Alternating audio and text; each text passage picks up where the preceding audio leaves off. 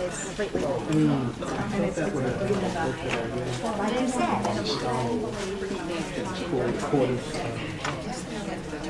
Okay, we are back. Welcome back. We have a jam-packed day today, and it's with great pleasure that I introduce our next speaker, Esther Brumberg. Esther always claims that she doesn't have a bio, and that her bio simply is, Esther Brumberg has been with the Museum of Jewish Heritage since 1986. I'm going to give you a little teeny bit more, which is that she is Senior Curator of Collections. She received her bachelor's from the University of Michigan and formerly specialized in New York City historical photographs. She has worked at a variety of New York City institutions, including the Museum of the City of New York, the New York Public Library, and the New York Historical Society. Please welcome Esther Brumberg, who will be speaking to us today about the museum collection.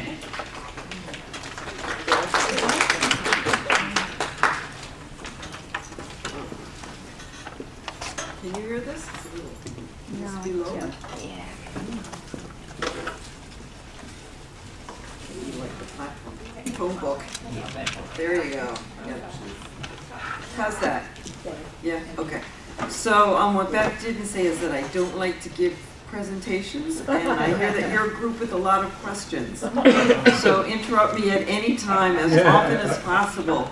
I find that each group has a different sort of a personality that gels, and that you're interested in different things. So I would like to tell you what you want to know about the collection, as well as what I would like you to know about the collection.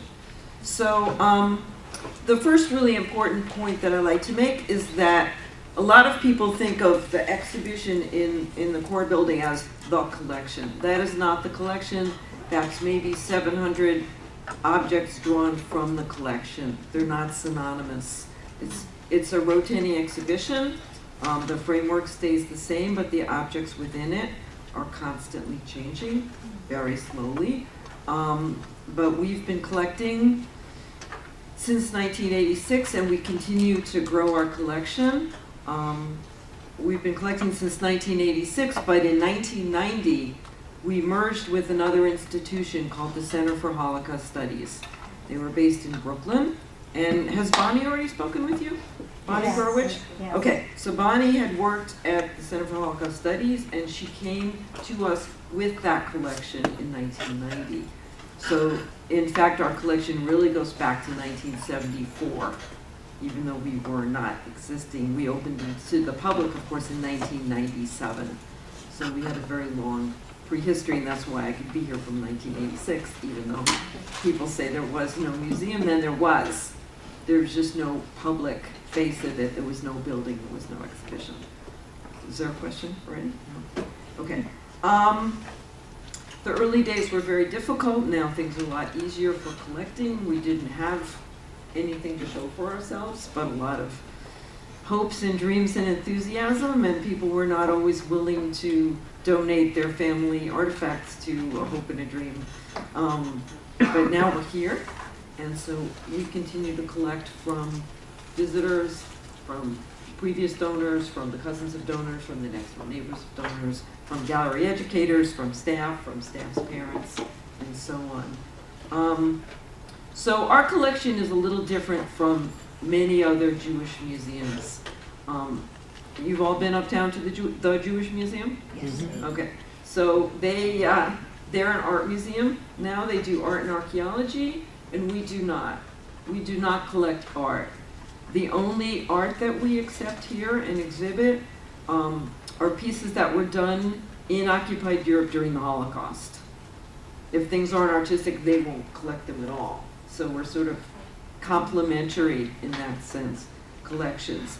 And what really interests us is the stories behind the objects. So it could be an absolute, ordinary looking trumpet, or ordinary looking sewing machine, or ordinary looking menorah. That's fine with us, as long as we know who used it, where, when, under what circumstances. So really we're about telling the stories behind the objects. We collect 20th century, which we interpret as going up until this very minute, so sort of a very long 20th century. It starts maybe in the 1870s for us, with a couple of older pieces. We like things that are personal to either an individual or a family or a community. And to reinforce that message that these were things used by actual people, we try whenever possible, especially in the core exhibition, to put a photograph of the person associated with the object on the label. And we've been collecting that way since the beginning, before the idea of having those kinds of labels with photos came up when we were working on the core. We had that kind of approach in mind. Most of our collection comes from families. Almost all of it is here by donation. Occasionally we've bought, for example, a Nazi poster. You know, Jewish families don't tend to have that. So those we have purchased, and those don't really need a personal story, although some of them have them as well. But we like stuff to be as personal as possible. So when someone donates, we ask them, where'd you get it? Whose was it? Where was that person born? How are they related to you? And we do as thorough a family history as our staff allows. Yeah. Is it possible to find out who donated a particular artifact? Absolutely. A lot of that information you're going to see. If it's on display, donors get to specify their credit line. So sometimes it'll say, gift of Beth Slapian, it might say. Or she might choose gift of the Slapian family. Or she might choose anonymous donation. So people can choose how they would like to be credited within space limitations.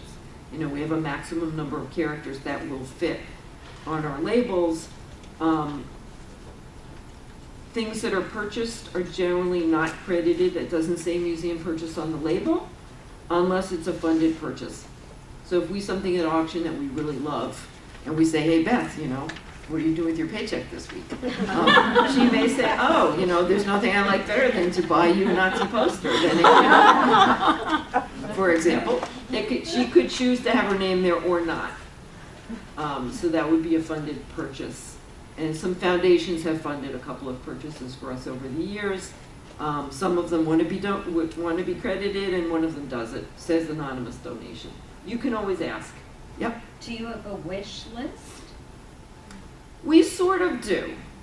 You know, some of the things that we want are sort of obscure. I mean, for example, for many, many years, we had on our wish list a pre-war chuppah, right? A wedding canopy. We wanted one, and then I heard of one, and it was in Romania, and somebody got it like to Italy, and it finally wended its way here. And when it got here, it was in such terrible condition that we couldn't conserve it. I'm like, ah. So we were still waiting, and in our newsletter, if there's space, they let me put in a little paragraph of, we'd really, really like this. So we put in wedding canopy one time thinking, well, you know, I've been asking for 20 years. I'll ask. And somebody called up. And she said, you know, I have one in my closet. It's just sitting there. Her congregation had merged with another congregation, and they had all this extra stuff. And like the rabbi gave her this chuppah. I don't know why he thought she would want it, but she had it. So we knew where it came from and who the rabbi was who used it. And that rabbi's father also used it.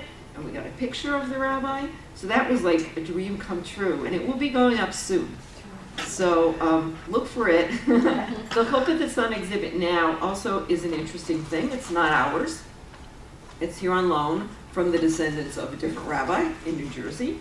And whenever there is a wedding in that family, the chuppah comes down, it goes out and they use it, and then it goes back up.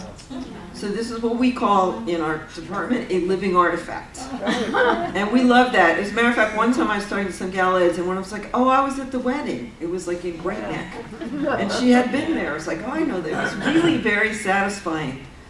We also have a bris cloth in the life cycle case. Very, very beautiful embroidered cloth. And that also, every time there's a boy, it comes off exhibit, it goes to the family, and they send it back with a picture of the new baby, preferably with the cloth.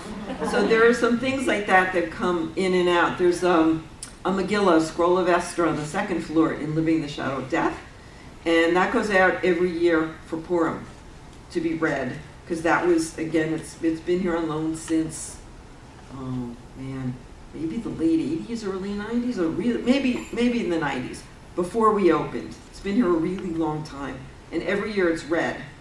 So we put up a little notice saying, this Mickey Laws is not on exhibit, here's its history, and this year it's being read at this congregation in this city, and it'll be back after the month of Adar. And it comes back. So those are our living artifacts. But are there things that go on auction at Christie's or Sotheby's, like Jewish artifacts from the Steinhardt collection, or that you want, or?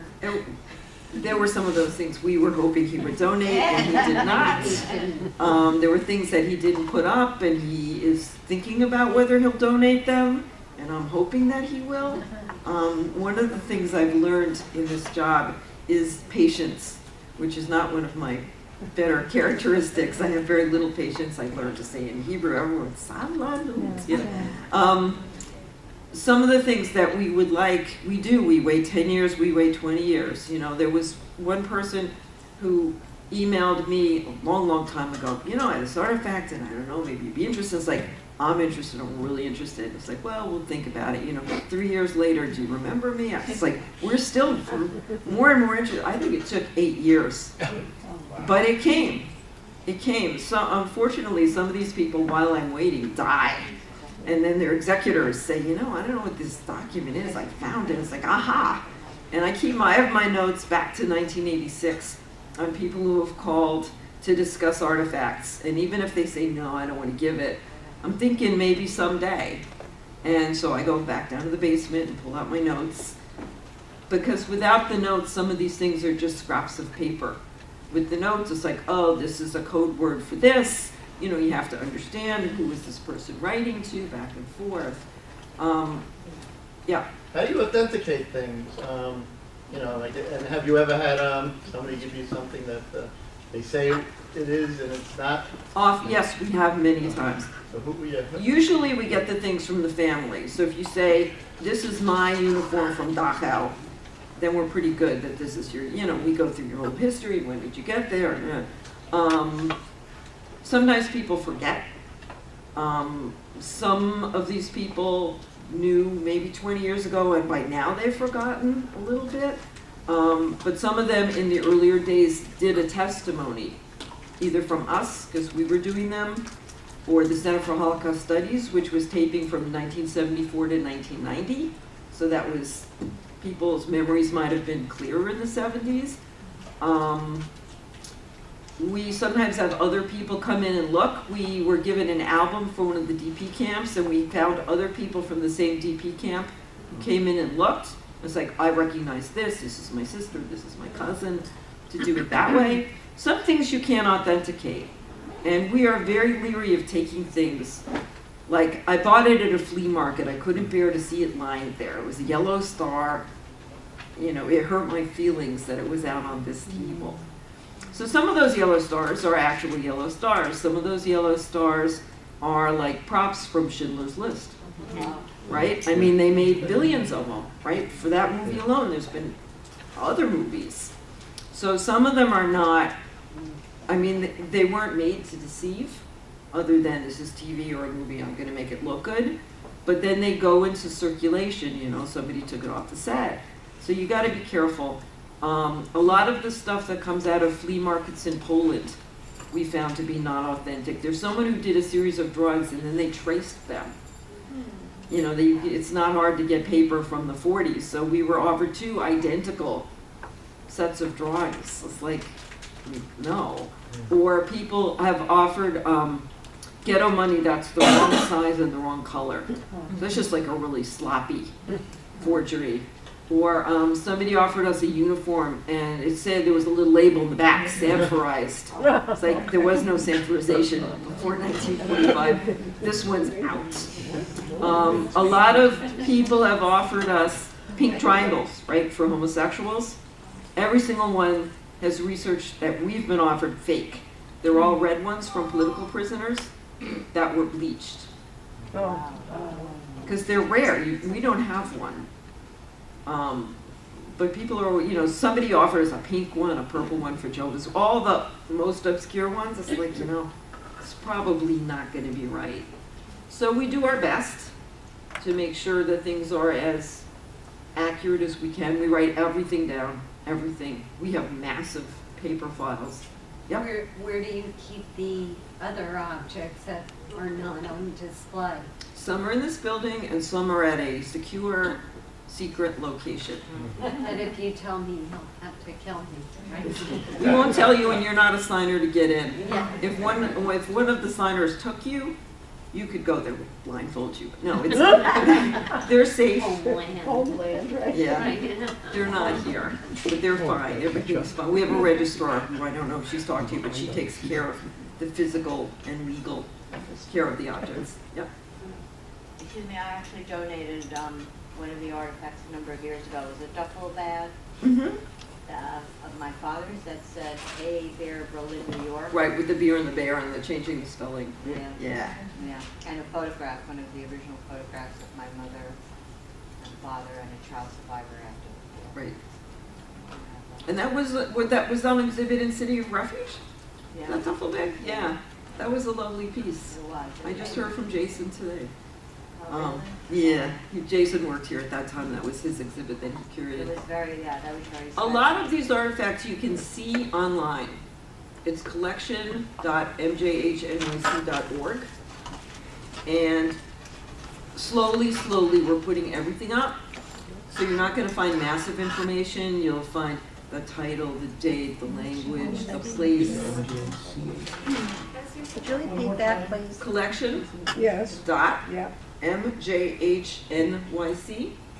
NJC. .org. Or you can just go to the museum website and navigate into collections. Yeah. Once you've authenticated something, what makes it museum worthy? Well, see, our idea of museum worthy is something with a great story that we can learn enough about and feel comfortable enough about to exhibit. So if we think it's really interesting and we're gonna never exhibit it because it's just not visual or it's too fragile, we refer that kind of stuff either to EVO or the American Jewish Historical Society or the Leo Beck Institute or the U.S. Holocaust Memorial Museum or the Jewish Museum, because they have different guidelines. For us, it has to be exhibitable, and we have to know enough about it to be comfortable, to have some kind of something to tell. And you know, it's hard to think, will we ever need this?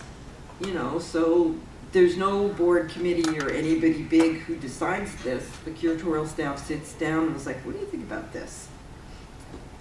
Sometimes we take something in and we do research and we either find out that we can't afford to conserve it, or we're not too sure about it because it's sort of iffy, or there's not enough known story there even though it's a great looking piece, and then we don't accept it. Sometimes if we're offered a big collection, we'll accept the things we think we can use and refer the rest of it to another institution, and then our cataloging says, see companion collection at Leo Beck. So people can go, if they're interested, and see the rest of it. When we catalog, we also link objects to each other, either from within the same donation, or we got something similar from someone else, and these go together. And also we link them to testimony. So if we have something and either the person's own testimony mentions it, or someone else's testimony talks about the same event, then everything is all linked together so that the staff and researchers can see how the things work. So would you say it's primarily World War II pre and post of interest, or is it Jewish culture in general? So, I mean, it's Jewish history, it's a broad topic, it's how Jews lived in the 20th century. It's the kinds of things you see in the core, but Is it all Jews, all communities, or All Jews, mostly all Eastern communities. European? when we started, it was all Jews of occupied countries. You know, all Jews of countries that would be occupied by the Nazis. And then it's like, well, no, we're gonna broaden it. So our collections are very strong on like Germany and Poland. We're really weak on like France and Greece and Bulgaria. It's who lives in New York of who we can get to, of what there is. We have very little about India, for example. We're trying to improve our geographical coverage. We don't have as much about the former Soviet Union as we would like to. a lot of stuff didn't exist. There weren't a lot of physical traces of Jewish life for a long time there. People didn't bring it when they came here. The other thing that we have been struggling with is how to collect contemporary reflections of the Jewish communities right now. So I had an interest in Jewish feminism. We started collecting things about that. I also have an interest in adoption, and we did a project to collect how Jewish families adopting interracially develop rituals to accommodate their children's birth culture. And we have a very nice collection, late 20th and into the 21st century, about that. There are a group of people, some of whom are gallery educators, who encouraged me to collect things from the Orthodox community now, of all the different things that are going on in the Orthodox community.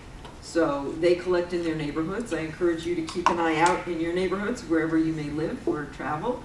So that somebody brought me last Purim a poster saying, all right, you're gonna get drunk on Purim, don't drive drunk. So that's, that's a sort of a nice thing.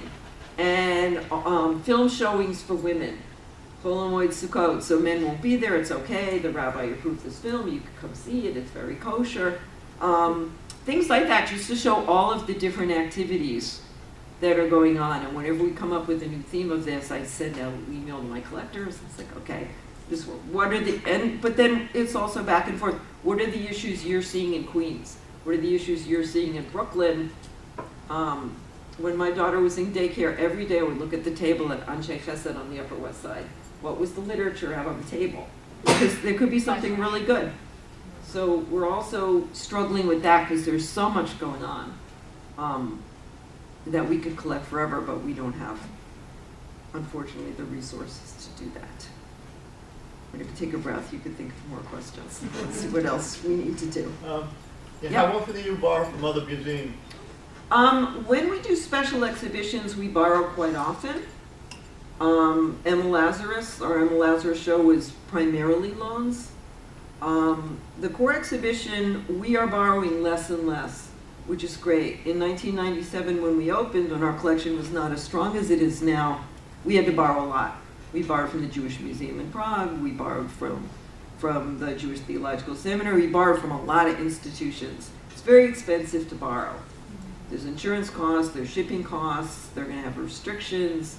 We're gonna be doing conservation on pieces that we have to give back. So it's a big outlay to borrow.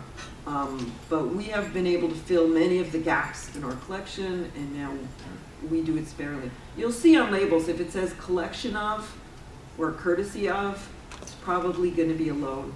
If it says gift of, that's ours. Yeah. Do you have any material on Jewish girls' education in the 1930s? We have all sorts of education stuff. There are two cases on the first floor for education. One we call things you study, which are textbooks and so on, and the other we call things you don't study, which are report cards and stuff. There's a very nice notebook, a girl's notebook from a school in Vilna. It's really nice. It has a little scientific drawing, and we were able to figure out what they were studying because we matched the drawing. It looks just like illustrations in current physics books.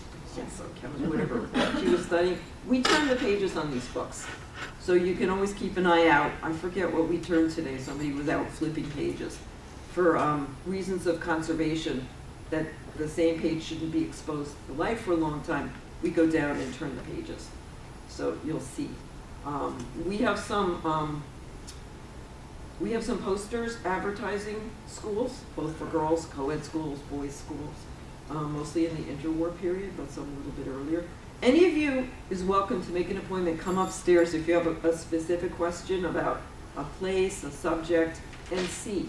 We can sit you down with us at a computer and go through what it is we have on your topic. You are also all welcome to use our reference library. The library is not open to the public, but it is open to all volunteers. You can't take the books out. They gotta stay in the building. But you're welcome to come either read in the library or take them to Beth's office or the second floor lounge, but not where there's food. and use our books. Those are there for you. We talked about the online collection. You can look there and see a portion of our collection. And there are periodic memos that I write about new acquisitions to the collection, changes to the core exhibition, and Beth gets them, and anyone's welcome. So I think you post them, right, on the In Lounge? Some of those Yeah, or memos? I'll email it out. Or email, but whatever we put out about that, we encourage you to be interested. If you want to know more than is on the label, because the label only has 7 lines, ask us. I'm always very happy. People say, well, what happened next? Or, whatever. Yeah. Do you mind sharing your email address? Sure. Brumberg, EPRUMBERG, at mjhnyc.org. Okay. There's also another thing I need to share with you, which is people will approach you in the galleries. The minute you have a tag, people are going to come up to you with all sorts of strange questions. So if they're asking you about the exhibition or the artifacts and you can't answer, no problem. Tell them that you'll find out and get back to them. Nobody's going to know everything. So then you just ask me and I look it up. And then you can give me their name and their question and I'll get back to them. Or if you want to be the intermediary, that's fine too. People may also come up to you and try to donate artifacts. This happens. They try to donate at Krochek. They just anywhere, front desk, security. You have to tell them that you cannot accept artifacts or books or library books. Please don't take them. There is an informational sheet at the front desk of like visitors. Would you like to, donate something? And it's going to say the staff you see throughout the building in the public areas is not authorized or trained to handle artifacts, but we'd be so happy to hear from you, and it has my name and my email and my address. People can write in just about any language, and we will deal with it upstairs. And we will answer every single offer, however ludicrous it seems to us. Even if it's something we would not want at all, we will answer it. Just, to be polite, and if it seems like it's something within the realm, we'll try to give them a better collection if it's not for us. Yep.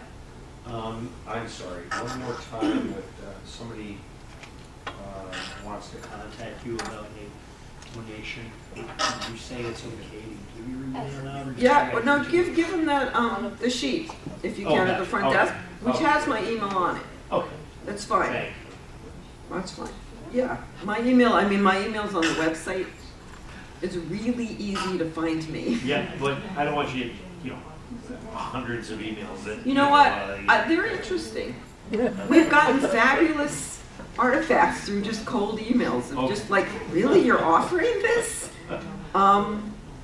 So, I never know what's going to be in my phone, in the voicemail or in the emails. You just never know. Some of them are not so exciting and some of them are fabulous. So yeah, definitely give me out. Yeah. I'm just curious, do you have anything from the Jewish community in Shanghai during World War II? We have a lot from Shanghai. There was a guy who was in Shanghai as a teenager, and he did a mailing. He had a list of other Shanghai landers, they call themselves. And he and I did a mailing together, many, many years ago. And a lot of people responded. There's one case on the second floor at the beginning about Shanghai. And we've got tons. We have wedding contracts. We have them in Hebrew, we have them in German, we have them in English, we have them in Chinese. We have really, really wonderful things, because it's very exotic looking. Yeah, we got a lot from Shanghai. My one Shanghai wish on my wish list is that we have a big collection from a dentist in Shanghai. He was trained in, I think, Berlin, and then he left with his family. And I have never found anyone who went to this dentist. They all went to the other Jewish dentist. And the collection came from someone bought a house and they found all this stuff in the attic. So it wasn't even their family, it was the previous owner's relatives. And I'm just dying to find out more about this dentist, and nobody can tell me anything. I put little blurbs in Shanghai newsletters. I don't know, this guy is just nowhere. But I love the Shanghai stuff because it's fun, it's interesting. Okay, so the other thing we do, we're saying how do we get our stuff, is that we do leaflets that says, you know, Jews of Krakow, make yourself more visible in our exhibition. You know, so we have a whole series of leaflets. We have for Krakow, we have one in Russian for the Soviet Union, we have one in Spanish for the Latin American countries, we have a Save Soviet Jewry one in Denmark, because we're trying to find this stuff. And if I can find a newsletter somewhere, like the Riga people have a newsletter, so we put a blurb in there. We put a blurb in the American Association of Retired Persons newsletter to try to reach people who might have stuff. People very often call me up and complain, you know, like, I was in your museum and there's hardly anything from Greece. And I go, you're right, can you help me improve it? Greece is tough for us. And then quickly I shoot them one of these leaflets. If we don't have one, we quickly write it for wherever these people are from who are calling and complaining. And we've gotten some results. Sometimes we get nothing. Sometimes we get one thing that's wonderful. Sometimes, you know, it takes a while. But again, you know, if you know of somebody from someplace who might benefit from receiving this leaflet, we got them. Let's see. So yeah, just watch out wherever you go. Yep. Have any of the artifacts brought people that didn't realize they were in the same place at the same time together? Yeah, there was one guy who called me up and he said, you know, I was looking at this artifact and I think that was my girlfriend in high school. I'm like, well, maybe it was. We don't give out donor information, but we will forward the letter from the guy. That's what I It's mean. like, you know, this guy thinks he might have known you. And sure enough, that was his girlfriend from high school. So it's happened, we call those the touching links stories. We get a lot of them. You know, that people come and they have no idea. Somebody came and found his sister in the Killing Center's display. Didn't know the photo was up, you know, and they're standing there crying. What surprised me is how carefully our visitors read the labels. Because even like the place name in the pre-war, it's quite small of a face. And they say, oh, I noticed someone from the same town as my grandfather. Can I be in touch with them? So I do a big business in forwarding along either emails or snail mails to these people to put them in touch. I think it's a nice thing to be able to do that. Let's see. So we talked a little bit about rotation. We do it to give the artifacts a chance to not be vertical and in light anymore. And also sometimes we get something new that's just so cool, we gotta get it out there. When things go on exhibit, we let the donors know that their thing is up and invite them to come see it. So that's nice. How long do they stay up? You know, it depends. Special exhibitions have a run, you know, a specific run, and even some of the pieces within those special exhibitions rotate on and off. Things could be up a year, things could be up 2 years. If it's something like the trumpet that's in the middle of the second floor, it's metal, it's not being hurt by being on exhibit, that's been up since we opened. But textiles and paper can't stay up for a long time. Because my father donated something that's in the core exhibition. What's his name? Louis Schloss. Oh, yeah, It was a document. a bunch of stuff. Well, I was going to ask you, what else did he donate? I don't know. Well, you can come upstairs I'm and gonna have to. you can look them up. I only know of the receipt for the transport. Yeah, no, there were other documents that came at the same time. But I should know. You can come right Glad up. he told me. And you know what? You can put yourself in his computer record. When I started this all these many years ago, I didn't have the sense to think, oh, in 20 years, you know, these people may have moved, some people may have died. So now we say, can I have the address of someone else who, if you move, you know, you move to Florida or wherever, we can still find you to let you know. So sometimes if a child pops up or a niece, whoever, we put them right down so that we can let you know when the stuff's on exhibit. Yep. The special exhibits on the third floor, is that you're involved in that? Bonnie was the curator of Against the Odds. Yes. I was sort of like the gray eminence on the other side of her cubicle wall. How long But would that be? I was just wondering. That will be up for a good long while. Sometime in 2014, I forget when. That will be up for a while. How do you decide about those exhibits? The special ones, So which ones to put in? people have ideas for them. That one grew out of, we have one very large collection about this family called Kestenbaum. They were two brothers who were furriers, and this was a third brother, and they were saving all these people. We have a very large archival collection from them, from the Center for Holocaust Studies. It came in from the Brooklyn days, 1981 they got that. And so Bonnie was working, processing that collection, and she said, you know, this could be a great exhibition, the idea of Jews rescuing Jews who were not their relatives. He was rescuing hundreds of total strangers and putting his own money up to guarantee these people. So then we started looking, are there other stories? And I knew of one in North Dakota. She's like, okay, now we have two. And then she started looking around. She found one in Virginia and then one in Philadelphia. And it started coming together. This could be a really great exhibition. So then it has to go to the exhibition committee of the board of directors here for their approval. So sometimes the board has ideas, sometimes the director has an idea, sometimes a member of the curatorial staff has an idea, and they get kicked around. And some make it and some don't. I think this is a good one. Yeah. Just following up on the idea of the special exhibits, a couple of years ago you had the one on the Jewish American soldiers, you know, the uniforms.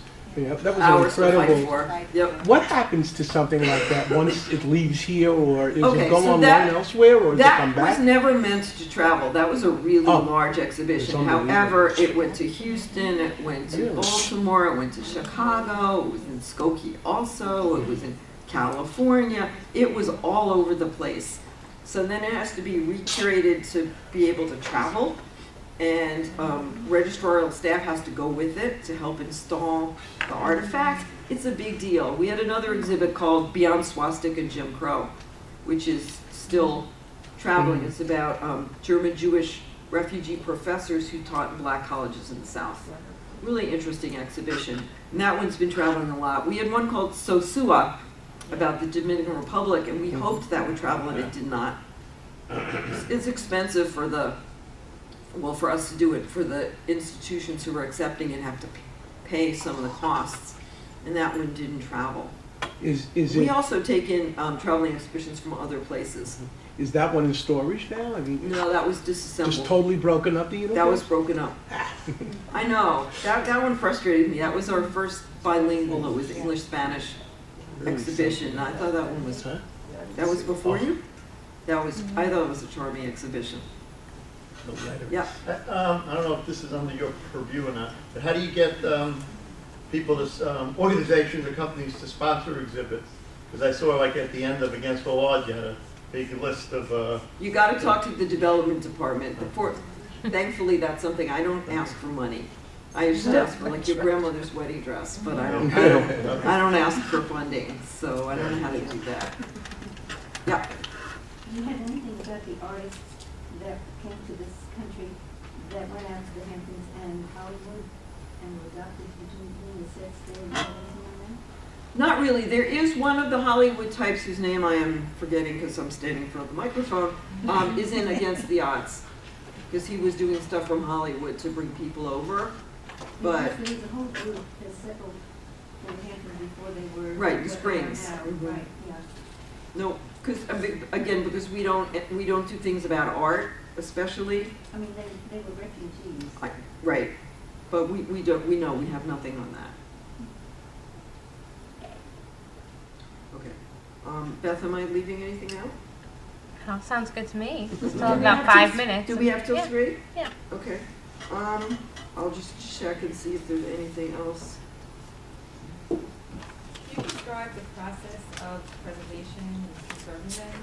Have you- Is Erica speaking? She is briefly. Okay, so Erica, the registrar, is going to speak. We don't do any conservation in-house. We have a paper conservator we work with, the textile conservator, an objects conservator, and generally when things come in, if it's stable enough, we just house it properly. We might build a box, put it in Mylar, until we're going to exhibit it, because we can't afford to conserve things just as they come in. And when something is being considered for an exhibition, then we start looking for conservation. The exception is that there is a grant we apply for every year. We can apply for conservation funds. Then we say, okay, now we'd like to do wedding dresses. This year we'd like to do marriage contracts. and try to get funding, and then we look for the things most in need and that are likely to be needed for exhibitions soon. But we don't do any of that. We don't do any of that here. We don't have a studio for that. Okay, so one thing that you didn't ask about that many groups do is, what about Nazi material?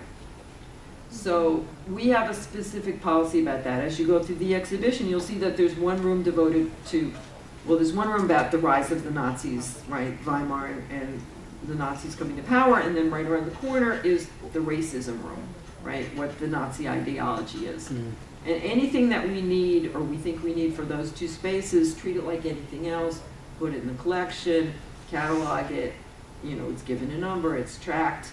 But there's a lot of Nazi stuff out there that we don't need, because we just, you know, there's only so many Nazi daggers I need, Nazi flags, we just don't need them. However, our board decided that in order to get these things out of circulation, even though we don't need it for exhibition, which is our criterion, we will accept Nazi things that are offered to us just to get them out there, out of the marketplace, out of circulation, thank you.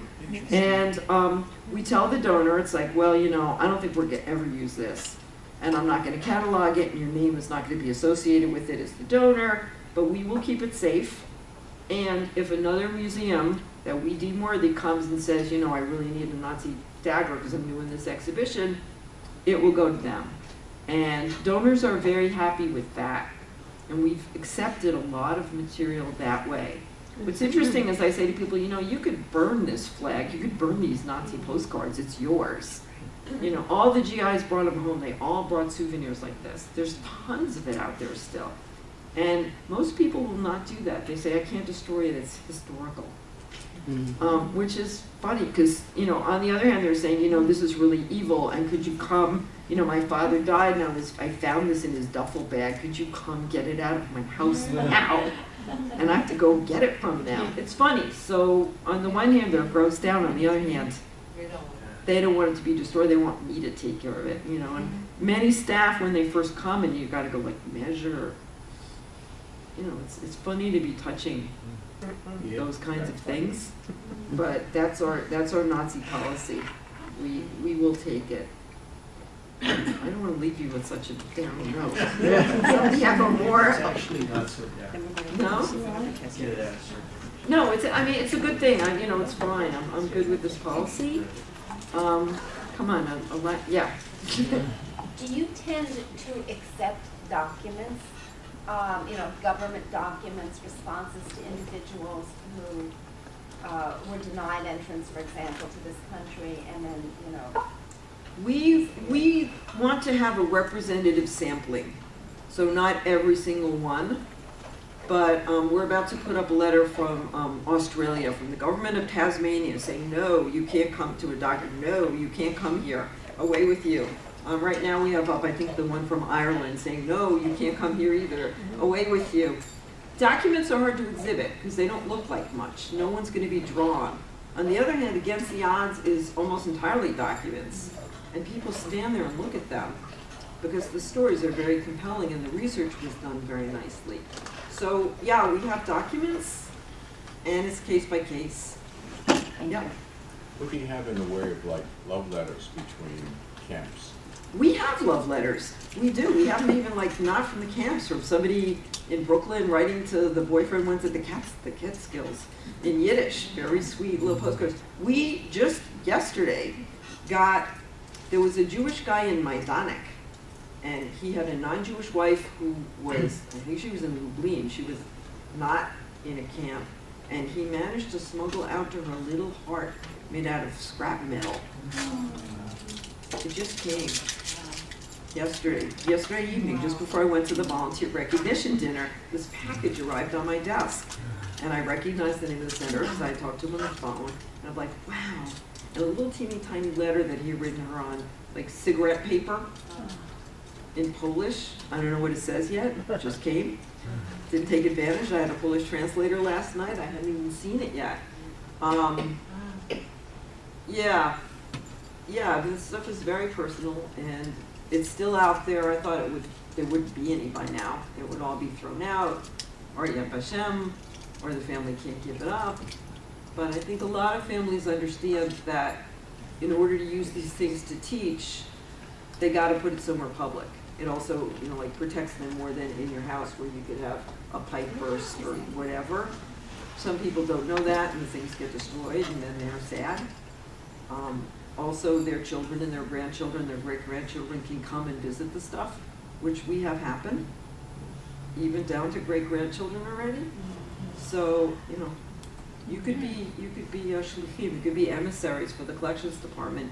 And if you hear of stuff, please let me know or encourage people to get in touch with me. How about that for a better ending?